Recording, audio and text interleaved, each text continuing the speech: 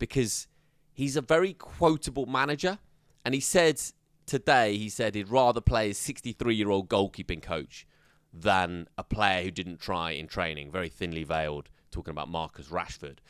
Now, Marcus Rashford said he wants to leave. You're not playing Marcus Rashford. You don't like Marcus Rashford. He's obviously leaving the football club and he's not part of the plans. Why put the knife in, man? Like, why say Man United, this is the worst Man United team in the history of the football club last week when it's clearly not? You know, there was a team in the 1930s that lost 12 in the spin and got relegated or something like that. Like, why say you'd rather play your 63-year-old goalkeeping coach instead of Marcus Rashford? Obviously, you wouldn't because he's 63 years old. Like, why say these ridiculous things that are great quotes and the media will love him for it, and it shows a lovely use of the English language, which, I would say very close to... You know when someone says they're fluent in English? Like Ruben Amorim is very, very close to being genuinely, like, absolutely fluent in English. So I can see all these things, but why give the media this kind of stuff? Like, what's in it for him? Everything about Ruben Amorim to Manchester United so far to me has been extremely confusing, and his quotes after every game match that. Is there not a problem with managers kind of holding players to account? Like, if you don't try, you will get called out for it. I'm not going to be this guy that sweeps stuff under the carpet and says, oh no, it's all good, it's all fine at the club. You know, Marcus is a great lad. We're just trying to find a way to work him in. No, there's open honesty. And I definitely think that's something that, I don't know this, but you can do that at a club, particularly like Sporting Lisbon or something like that, I think more than a Manchester United. It's not quite the same global brand. I don't think the players are necessarily mollycoddled in the exact same way that Manchester United players would be, etc. But they don't have as much power as well, the players. Yeah. Presumably at Sporting Lisbon. You know, if you want to get rid of a player at Sporting Lisbon, you can. So I think there is very much there could be this very much idea of like Ruben Amorim takes no prisoners when it comes to his players. And I'm not against that at all. I think that's an excellent attitude to have as a manager. Is it self-preservation as well, Ollie?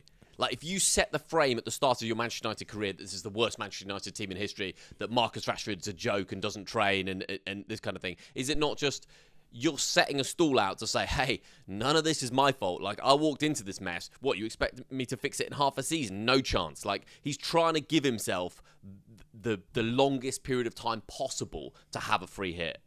I think it's motivation more than anything else, to be honest. I wouldn't necessarily say it's self-preservation because I don't think Ruben Amorim needs to be in a mode of self-preservation right now because he's only been in the job for 5 minutes. I think if this was like 2 years down the line and this started happening, then maybe. But I think this is more a case of, like, it was very prevalent in late 90s, early 2000s to have the more kind of, and obviously further back probably than that as well, but have that more hard-ass manager in multiple sports.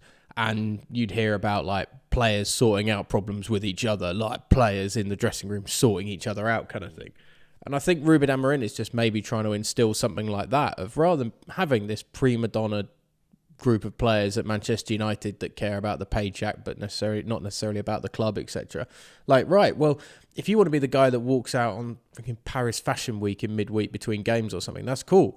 But if you don't perform and if you don't put the effort in, I'm letting people know that you're not putting the effort in because I don't want people that are here that aren't going to work to their maximum to achieve the goals. And that's what any manager should do. And various managers have very different ways of doing it. I don't think it's a style of motivation that you can employ at a Premier League level with a side like Manchester United in this era of football. I may be wrong. And I may be completely talking out of my own arse at this point, to be honest, Dave, because I don't know the ins and outs of Ruben Amorim or Manchester United that well. But I don't mind accountability, particularly to the media, because the media is meant to. It's hard to say what was said to him. Maybe he was told, you can do whatever you want with the squad because we've recognised that this squad has ultimately, even though they picked up a few trophies, this squad has ultimately failed in terms of getting Manchester United back to anywhere like where they were under Alex Ferguson. So, you know, maybe he's been told by the hierarchy, look, you do whatever you want. There's no player in this squad that we aren't open to selling, and therefore this is your squad, at least for, you know, the half of the season that you've got now, and we'll chat again in the summer. So he must have, well, not must have, but I presume he's been given some kind of green light to throw players under the bus, because that's exactly what he's done. The Marcus Rashford one is really odd because the thing is, and Jamie Carragher's made this point a few times on Sky Sports, we've never spoken so much about a player who's not actually that good. You know, he had one incredible season when he scored 19 goals or 20-something goals or whatever it was, and there's so much airtime about Marcus Rashford, and he's actually just not that good. And if apparently he's on 350 grand a week, even if he's on a bit less, I don't know who's taking Marcus Rashford. You see him linked to Milan and Barcelona, and it's really hard to see that unless Manchester United are going to pay 80% of his wages. And, Milan's just going to take a chance and say, I wonder what we could get. Wonder if in 6 months he could score a few goals for us or something. So, yeah, don't know where he goes. Don't really know where Manchester United go. But, yeah, maybe Ruben Amorim does. The fall of Marcus Rashford is just so tragic more than anything else. Because you want players like that to come through your youth setup and be those people that you look at in a derby game where Man United v Man City means something to them. There's actually a lot of pride and heart goes into it.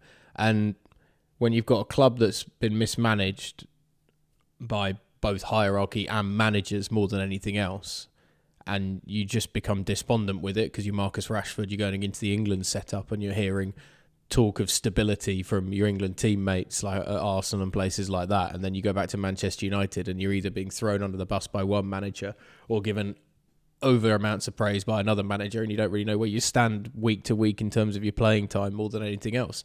I don't think Rashford was ever exceptional and like the great United hope, but it's more like you look at sport in general right now and you want to see more players that have the guts and desire, because that will get you as far as anything else will over pure talent.